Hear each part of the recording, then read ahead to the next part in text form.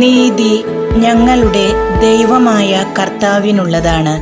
ബാറുക്ക് 2-ാം അധ്യായം 6-ാം വാക്യം.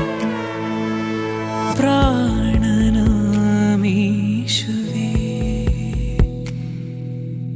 ജീവനാം നാഥനേ,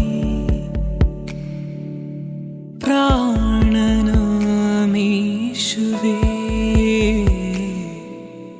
ജീവനാം നാഥനേ.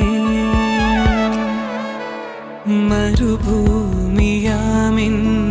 മാനസത്തിൽ പെയ്യുന്ന മഴയായി നീ,